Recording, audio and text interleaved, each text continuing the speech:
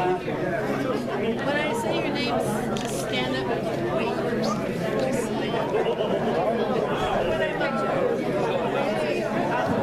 Yeah, that's a go. Good evening, everyone. It's 7 o'clock, and we want to get an early start, or at least not a late start, so I'm going to turn this over to my friend David, and we'll do some quick introductions.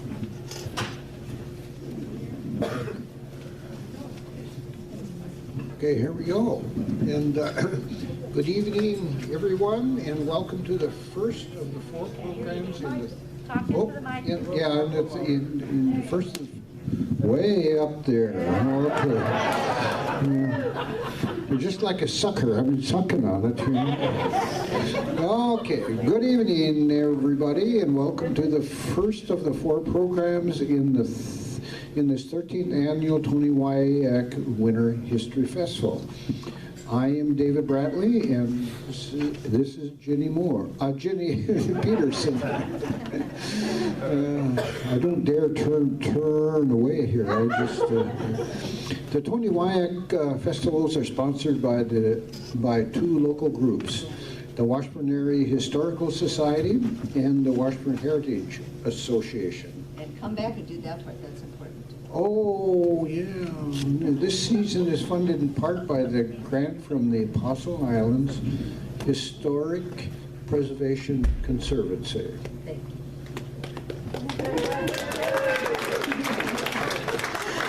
We want to thank the Harborview Event Center for hosting these programs. We want to thank our committee members from both those organizations that David mentioned who plan these events and who volunteer time to make them happen. And we want to thank our audience for your continued support. Thank you. So it's good to see so many here. Tonight we have the honor of welcoming back Lorraine Nygaard, producer and director of the Emmy-winning PBS documentary series, Wasa Inabida. Please welcome Lorraine as she introduces tonight's program.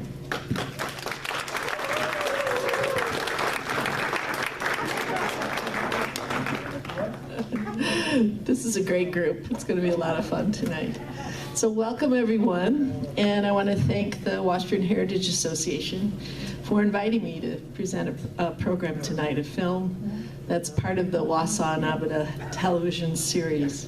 It's 6 parts, this series, and tonight we're going to watch one of the parts that's on education and on the Anishinaabe approach to education through the years, from pre-European contact through to today. I want to also introduce Marvin Defoe, who's a good friend and who's the Tribal Historic Preservation Officer for the Red Cliff Band of Lake Superior, Ojibwe. So we're really grateful to have him here tonight. And I think Marvin and I have known each other maybe like 35 years or something, at least. And I'm really grateful that he's here tonight because he's a great resource, and he will share with us at the end his knowledge and also answer questions. I am not Anishinaabe, but I have spent many years with the communities of Lac du Flambeau and Fond du Lac, and feel very grateful for all I've learned and the opportunity to share the resources of making films by interviewing 142 elders in this series in 19 reservations in Michigan, Wisconsin, and Minnesota. And the Ojibwe are the 2nd largest tribe in North America, which a lot of people don't know. And so it was a great honor for me to get to create this series. Just to let you know, there are 6 themes. This is education. The other 5 themes of the series, in case you want to see those, there's the relationship to the environment, health and medicine, economic survival, leadership and governance, and language. So those are the 6 themes that each program is about. These programs are available at our public library. They're also on YouTube free, so I encourage you to see the others as well. I think that's about everything, except to tell you that there is Ojibwe Moen, Ojibwe language in every one of the programs. And the title, Wasa Inabada, is Ojibwe language for we look in all directions, is the translation that an elder made of that saying. And each of the programs, there are subtitles for the language. And they're on the bottom, so if you can't see in the back, you might want to stand up to read them on the bottom, and later on, if you didn't get to understand them, we can help you to translate what was said. In the beginning of each program is also a prayer, and the prayer is not translated. And this is so that each program starts with in a good way, and is shown in a good way, because there's a lot of elders sharing their knowledge, and we want to be sure to honor that in a respectful way at the beginning. So Winona LeDuc did the narration for the series, and has been a great supporter of this project as well. I think that's everything that I wanted to share with you before watching. The program is an hour, and this will make it a little late.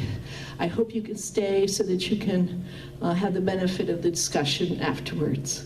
So at this time, we're going to start the film, and I want to thank you all again for coming tonight.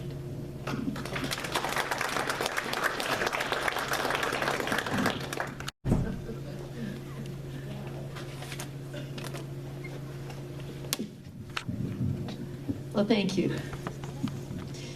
And so I'd like to turn this over to Marvin Defoe and answer any questions or hear any comments, or Marvin wants to share any knowledge that he has about this topic and the whole historical cycle that the educational aspect of the community has gone through. Oh, be good story, and that was wonderful. That was Marvin Defoe, as she mentioned earlier, live in Red Cliff. I have a job, TIPO, they call it, Tribal Historical Preservation Officer, and I've been doing that for about 5 years. Of course, previously in my life, I probably had 10 other jobs, you know. I became a pretty good carpenter. You know, I couldn't talk about school, college. You know, that's where my skill is. I like working with my hands. Birch bark canoe builder. You know, we 18 years old. We built a canoe and we went down the Mississippi River. You know, I had a project in 1976. Holy Christ, I'm getting old. And we built some canoes, birch bark canoes, and ever since then, you know, the first canoe I made, couldn't even stay up in it. Couldn't even, the bottom was just round. I said, oh, they could go down Raspberry River. That's where he made a raspberry, to just flip right over, flip right. I said, man, I gotta get better than this. Talk to some elders and experience, and you get better. That's kind of my passion. You know, my passion, and my passion also is to working and providing an opportunity where something kind of sparks in people that participate. That one lady with the astronaut, that's where that's what I like. 5 minutes, it took an elder 5 minutes. Man, I wish I knew that elder was talk to somebody 5 minutes, a kid, and change their life like that. That's almost a miracle sometimes, you know. But that's what I like doing. And I knew Lorraine and Phil for a number of years. You know, I really think Lorraine did a wonderful job. I can imagine 150? 142 interviews. I mean, that's a tremendous amount of work, and it provides an opportunity, I think, for a Anishinaabe to tell a story. Tell a story. You know, it's a story. You know, we're noted for storytelling. How we pass on our beliefs, our philosophy, our knowledge, etc. That's like a storytelling film, to me. That's what it's like. And I was talking to Phil And there's probably about, we both had the same thought. We said, man, there's a lot of those people in there that we knew personally. And I counted them, there's about 15, 16 of them that are no longer with us. No longer with us. Right from that first song going out, Pete Gobbo singing. He passed. I could go on and on with some of those. And I knew them personally. Personally, I knew some of them people. And I mean, I tried to go to college. Made it 1 year down to Stevens Point. 1 year, and it just didn't fit with me. So I went in a little different direction. I reached out to, I had private professors. I went to Anishinaabe school. Private professors. You know, you go to some elders and you, it's like they said, you give them a gift of tobacco and they teach you. And a number of private professors that I had throughout this years. One of my favorite name was Mike Bearhart. Old man, lived down in St. Croix. Kind of adopted me like a son, you know, throughout him and his wife. He lived over 100. And I really enjoyed him because he would tell me stories about how he grew up in a wigwam. He grew up in a wigwam. He lived down St. Croix. I mean, the pictures in here are at Waskawaning, I think, with Nick Hawkins. They lived in that wigwam. They lived in there. I remember asking him, how in the heck did you stay warm in the winter? Guys, nowadays, I say, we get cold in our house, we just go like this. Turn that up, right? Like, how in the heck did you stay warm? You know? And he started explaining, talking about how they stayed warm. There's such a thing as winter lodge. A winter lodge. It has double walls. Talked about how it was built. And in the ground, you kind of dig the ground out, and it kind of goes down. And you line that with rocks. And right in the middle is your fire pit. And from the fire pit, you have some wigwam, birch bark, goes underneath by them rocks, and it goes outside of the wigwam, so that fire gets air, right? And then on top of the rocks, you put a little soil on top, and then they put balls and balls on. I said, holy man, that's in-floor heating. Yeah, in-floor heating. I said, man, people were smart. Then in the walls, double walls, they use moss. Go and get some moss and go up like that. I said, man, that's where that Pink Panther got that insulation idea from, you know. But just hearing how he survived and how he lived, kind of, to add, I guess, to some of that. You know, I don't need to go on and on, but I get excited. I think this is wonderful, and I appreciate each and every one of you is to come out here tonight.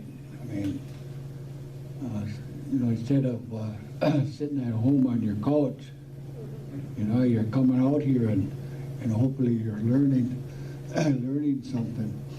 But that story, it can go back further than what was there too. You can go back further than that. And I was just talking about that today. There's a place right over here. What do we call that? Schwamigan Bay. Right? Schwamigan Bay. And we have stories that go way, way back that talks about a giant beaver. A giant beaver. And this beaver was probably about 6 feet tall. And teeth, can you imagine the big tail? The huge claws. And I asked some elders one time, how come we call that Schwamigan Bay? Oh, I don't know. She warm again, she cold again. She warm again, she cold. No, I said, you're just kidding me. I said, what do we call, in our language, we call that sha'amikun. Sha'amikun. So there's many words that kind of, in our language, that kind of get switched around and switched. And, you know, like Milwaukee. Minowaki. Good Earth. Milwaukee. Chicago.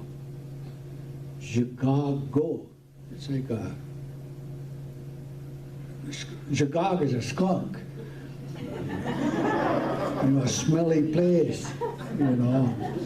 But over here, right over here, there's a place over here that we call Sha'amikun, and that's Long Island. It's stories we have about these giant beaver in this area right here, about this area making that, helping the Shinabe around this area. There's many stories about that. And I say that, and I tell some of them stories, and people look at me, holy Christ, you're just kind of you're trying to bullshit me, you know. You know, that's just a method. All right. I remember doing like this, and I knew there was some kind of scientists in this room, and I called, I said, can you tell me, was there ever a time in this body, in this lake, in this body of water, was there ever a giant beaver? Yep, there was. There was giant beaver in this water.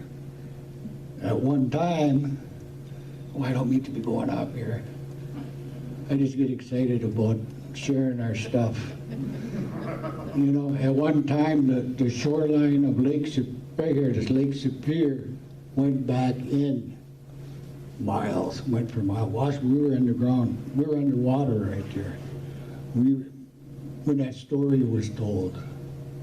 And there's places around here on the higher hills, there's remnants of indigenous people, or a footprint of native people that lived along this shoreline. So what I'm saying is a lot of that knowledge and some of the things you hear, stories of knowledge, can date way back in this earth. There's a place out in Redcliffe. We have evidence there of a site right in Redcliffe. We dated it 5,300 years ago. Right in Redcliffe, right there. Artifacts, tools, this, that, but I just, you know, I'm just sharing this because I can imagine those of us who live in this area, you know, we love that lake, right? We love it. We love this lake, and it doesn't matter if you have brown skin, green skin, white skin, we love that lake. This man right here, he loves the lake. He goes out every day and goes on the ice and fishes. And he ate a whitefish for supper tonight. You know, we love this lake. So that's kind of what I get out of this story here at Wasa and Nabata. We speak in all directions. You know, you can just grab what we say, that Zagiawin. That means love. You can see all of that coming out of there. But, as you may know, history hasn't been too kind to us. It hasn't been too kind. And part of that story is told. It hasn't been too kind. You know, you could even go on stories of our chiefs going to Washington, D.C., you know, at one time. Was that in there? It might be in some.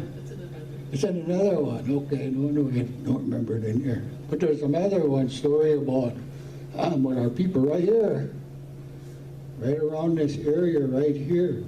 It was part of the U.S. Indian policy to remove all Indian people east of the Mississippi. When the Mississippi comes, you go east.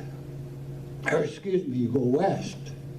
So one of the places here, they're trying to move all the Chippewas out of this area from Madeline Island to this area. There's a place they put aside in Minnesota, Sandy Lake over there.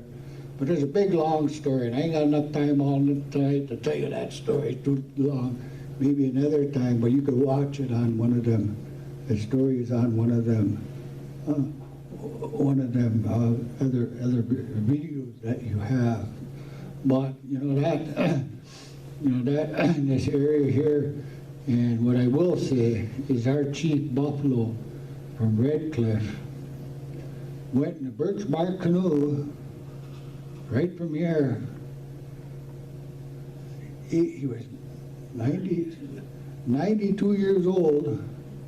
Went right from here, and he went to Washington, D.C., went along the shoreline, Lake Superior, went over to Sault Ste. Marie, went down that river, and as far as Detroit, jumped on a train, went to Albany, New York, and for a while, Albany, New York, he met some people, and he went to see the president.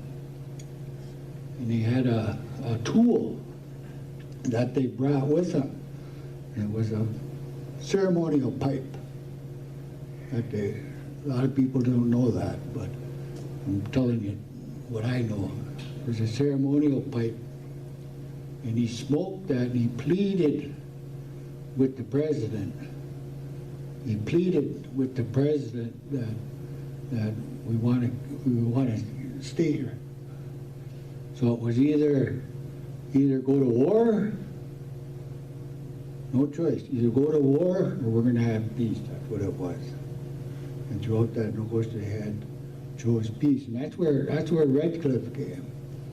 That's where Bad River came. Lac de Flambeau, Mole Lake, St. Croix, a lot of the tribes. But I did want to mention. Though, you said a lot of the biggest North America. You go all around the Great Lakes. All around the Great Lakes, there's 156 tribes or villages around the Great Lakes, and Red Cliff is one of 156. All around the Great Lakes. But this story here, it wasn't really, like I said, it wasn't kind, and to be honest with you, I can relate to that boarding school experience because one of the relocation was a relocation where they moved people from the reservation. My family went down to Chicago. That's where I was born. Down to Chicago, relocated. My dad got a job down there to work to have a living, and while he was there, he had 8 kids. 7 sisters and me. I remember I was 6 years old. I couldn't talk about this for a long time. And we went to Catholic school, and I tell you, I did not have a good experience there. I did not have a good. I remember going in first grade down at that school. All I remember is going in the closet and that nun slapping the piss out of me, and all I could see is the ceiling going. Many times I got slapped up. All right, you want to fight? You want to make an enemy? So when we do the ABCs, that come to me, I'd spit, just to be rebellious. Take me back, slap me up again. But I did not have a good experience in first grade. But I just wanted, when I remember when this film came out, I really didn't want to deal with it. I remember watching that, I just broke down all by myself in my house. I can relate to what those people, Al Kolb on, I can relate, and it just boggles my mind. Why would you do that to them kids? I just couldn't, why would you do that? So I can relate to that. But I think I better quit talking so much here. I really was looking forward to coming here. I made a mistake and I went to the other place that north, what do you call it, stage north. Sat there on the stage and only went in there and sat in a chair and I said, man, where's everybody? I found my way here. And I do have to admit, when I was sitting there, God darn it, my mouth started watering. Because I remember the steak pit. I remember coming here eating steak and lobster. Oh boy, they had good food, eh? Did you used to eat here? Oh yeah. All right. So, you know, I don't know how long you want to be here tonight. I kind of like to close my eyeballs at about 9 o'clock. You know. I was going to ask if there's any questions for anyone.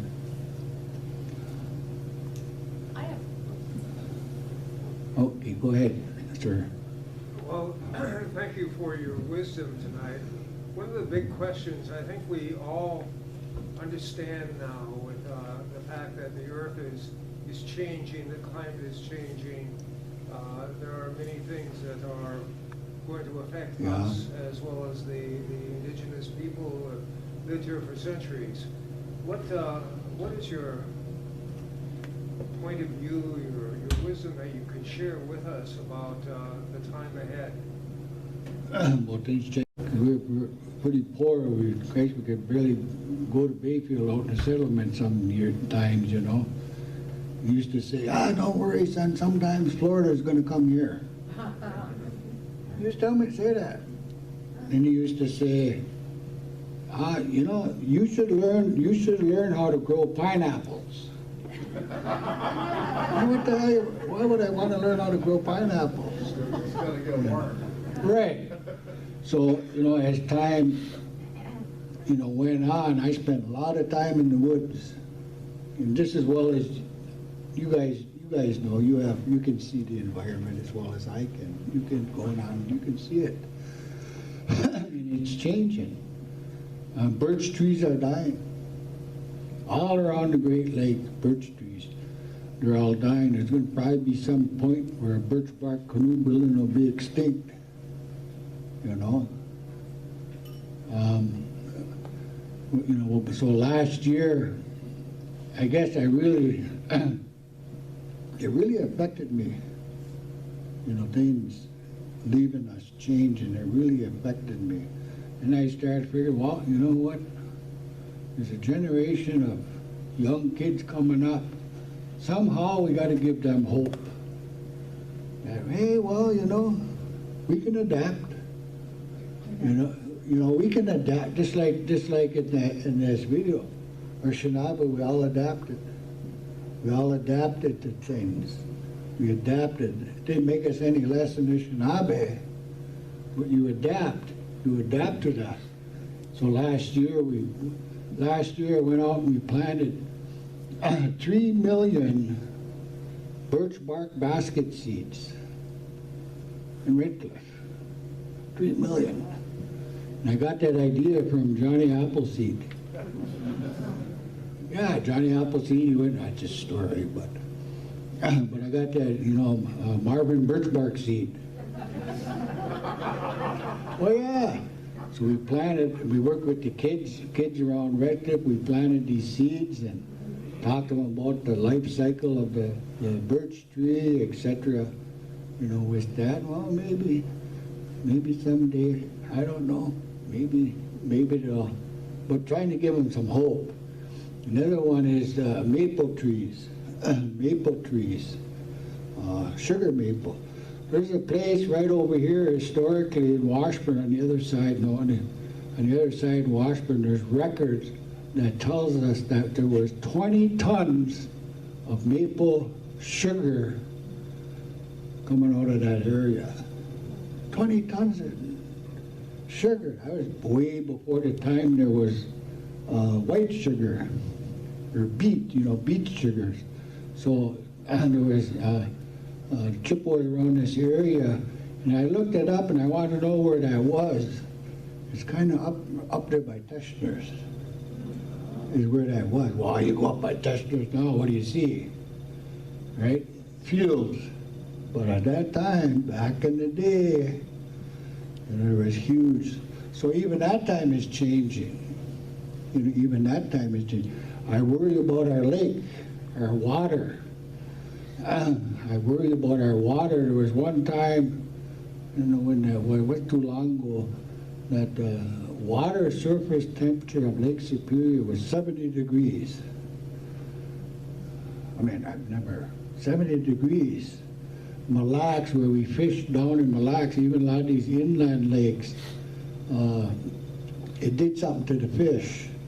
And over here in our lake where we live, a lot of the fishermen in the summertime, they couldn't find them trout. They couldn't find them. They weren't in their normal place. Where they found them was way out deep in the water, where it's a little cooler. So what I'm saying is, yeah, there's more changes that I've noticed, but I think the biggest thing for us, our generation, I'm talking about in this room, is somehow give the kids some hope that, hey, you know, it's going to be all right. You know, we can adapt. You know, we can adapt to that. But I know you had a question too. Mine is kind of about the communication, but the drum ceremony, what are they chanting about the drum? Well, they're chanting like vocables. You know, like I call them vocables. Like if I go,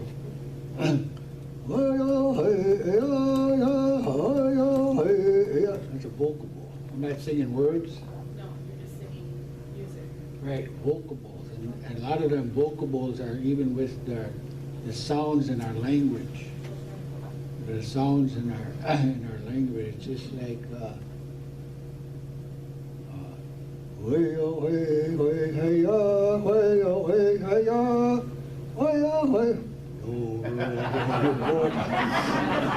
right? Kind of like that. But a lot of some songs will have our language built right, you know, right into them songs. You all know what you're supposed to do. Not everyone. No, not. You always sound great, but.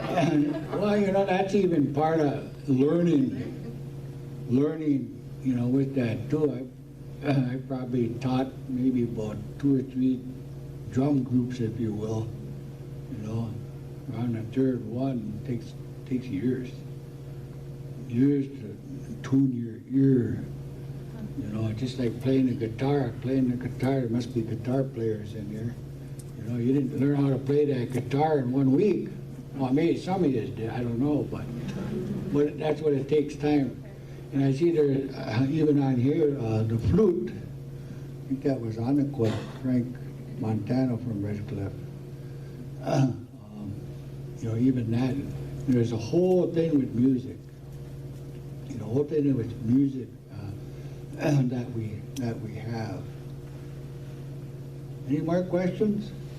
Way back over there. Not a question, but I respectfully suggest that you invite anyone here who would like to come to the Lagoon Powwow at Red Cliff, the winter powwow. I think it's Oh, okay. indoors, Yeah. coming up maybe January 24th, 25th, Yep. and you can hear and experience in person Yeah. Woodstock. Yeah, there's that going on over there, and I just got a message today, Northland College is having one in September. We're gonna have one in September there. We are having a winter camp on the ice, if there is ice. Over there, we bring with kids and paddle. There'll probably be about 300 kids there. I don't know if you'd want to be there with 300 kids. There'll be about 300 kids in there. But that's a week of end of February, and 20th of February there. And you know, you talk about changes too. I noticed that ice changing. And we talk about changes, ice changing. Boy, that's getting harder and harder to predict. You know, so you got to be very careful. Yes, Phil?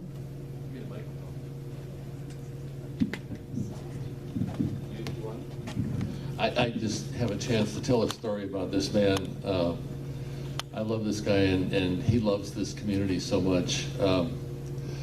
I was attending a meeting in Washington, D.C. probably 15 years ago, and it was at the National Museum of the American Indian. It just opened up a year earlier. I hadn't been there yet, and I was so excited to go there to the meeting. And I arrived about an hour early so that I could look at some of the exhibits. And down in the first floor foyer, main area, a waiting room, I'd looked at some of the other exhibits and came down and sat and waited for my meeting to start. And there were 6 or 7 beautiful indigenous watercraft that had been built by indigenous craft makers from around the world, really. And so there were skin bark, I'm not sure what they would be called, but from the Inuit people, and some grass boats made by people further south. And there was a birch bark canoe there. I thought, oh, wow, a birch bark canoe, fantastic. So I went over and looked at it, and guess who made that canoe? Yeah, Mark Defoe. I thought, you old guy. So you have a nationally recognized artist in your group tonight. Yeah, and then I went up there with Jeff Savage from the Fond du Lac tribe, and took us a couple weeks, built it right in there, and built it right there, and they asked to build it. I said, well, I'll do it on 2 conditions. One, that you give us recognition where we come from by the lake. 2, you let people touch it. That's why I told them, no, I want let people touch it so they can touch where we come from here. They can touch that bark. They touch that. I want them to touch it. And 2 weeks we built it. I almost got arrested though. Homeland Security almost arrested me. Yeah, 'cause I had a torch. I had a torch putting that pitch on it. You put it on pitch, so you gotta melt it. And, you know, I didn't want to build it, so I was going like that, and it was really a real pleasant aroma that it go with that pine pitch. It just filled that whole goddamn building up. And I didn't know it, so they kind of traced. Well, that's when they traced it right down to me. They all came. Do you have a permit?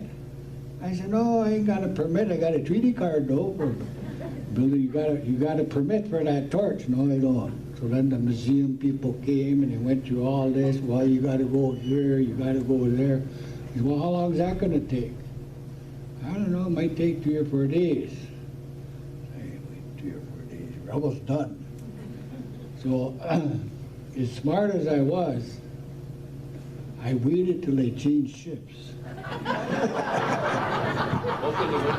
Yeah, changed ship, the whole new crew, and only probably about 15 minutes I was done.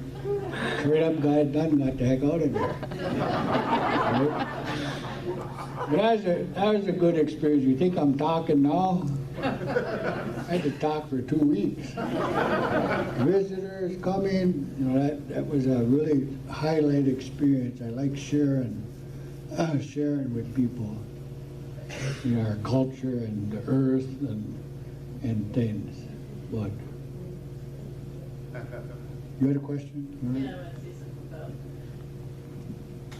Well, one topic that I thought might come up tonight is about the truth and reconciliation efforts especially in Canada, with the boarding school, with the residential schools, and how they have handled apologies and retribution, and for families who have experienced the abuse of the boarding schools. And I think I'm always sad that the United States hasn't done anything similar. You know, they've made some efforts with the Japanese internment camps, but you know, I just can't imagine taking my children from me and putting them in a school like this with what they went through.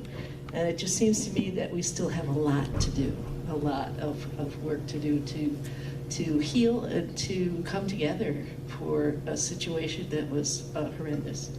So I just wanted to bring that up and see if anyone else wanted to say anything, because I think it's an important aspect to not just be aware of, but go further. Thank you. Yeah, the Secretary of Interior put an order out to really look at those places, those cemeteries.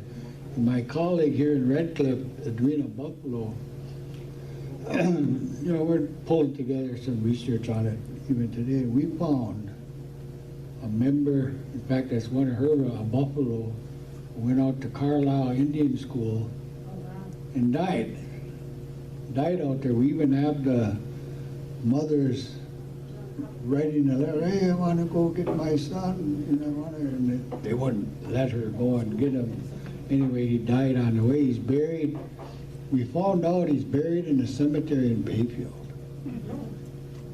It's I can't remember it, but it's a Buffalo. It's one of those way back, not the young Henry Buffalo, but I think it was his dad's brother. You know what I'm talking about. Don might know, he's from Red Cliff too, but anyway, right in Bayfield, so he went down there. There ain't no mark there, it doesn't say nothing, no indication or anything on that. But you're hearing more and more stories, like you said, we ain't done yet. We ain't done yet. One of the things is, of course, you don't give up hope. You know, one of the things you do is what we're doing is trying to switch things around a little bit. What I mean by that is slowly. I seen a growth in here, slowly but slowly. Indian Education Act, etc. Learning the language. I mean, one of the things why I wanted to stay on. You know, I'm old enough to retire now. You know, but one of the things I really wanted to do in Red Cliff was set a foundation for language, learning our language. And I took that on, and we have a program right now where we have 10 individuals who are learning our language to become language teachers. Not just to learn language, but to become language teachers. So there's an insurgent, around Chippewa country to do more immersion learning. You know, instead of going 15 minutes in the classroom a week, all day long and learning the language. There's places around Wadukadading down Hayward. I might mention some. I know Keller Papson, one of these. He's a Red Cliff member. You know, in there. Yeah, Wadukadading. There's a place up in Duluth. So what we're thinking is that certainly that is the spirit of who we are, is through your language. As the spirit of who you are, and there's certain, which we don't talk too much in these films about our ceremonies, you know, but there's ceremonial knowledge, and you learn your language so you're able to do them. You're able to do, so that's important to us.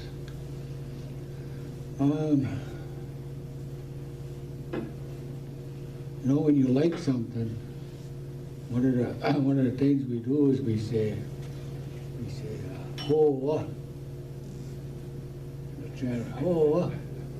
If you really like something, ho, go like that. You know, if you really like something.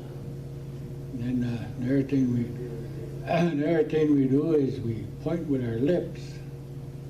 You know, you might notice that. You know, some of you probably even do that. You know, point with your lips. So let me ask you, point at this with your lips. Oh, too far. Too far, right? There you go, you're right on there, right on there. Yeah.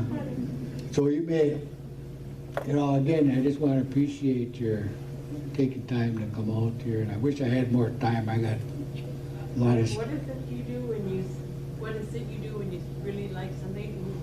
Ho-wah. Oh, wow. Yeah. Oh, wow. Yeah. This guy, I said, oh, I really like it. Oh, catch a big night. Oh, look at that, you know. Huh? What's that, Don? Yeah. Oh, yeah, you're right. There's a lot of other things we could share about our culture, different funny sayings and different things. I just wanted to share that. You know, I met you and I teased you a little bit. I hope you're all right. Okay. Okay, so with that, is that it? All right, we'll do it.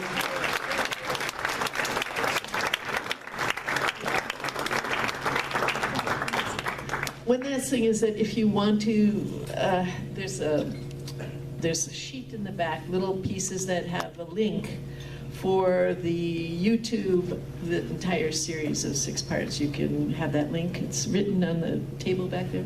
And they're also at the public library here in Washburn. So, thank you. Thank you, everybody, for coming on. We hung in there pretty well. This is a long night for us. But I was watching faces and I saw a lot of engagement. And thank you for being here. Thank you so much. Thank you. Thank you. What's up in 2 weeks?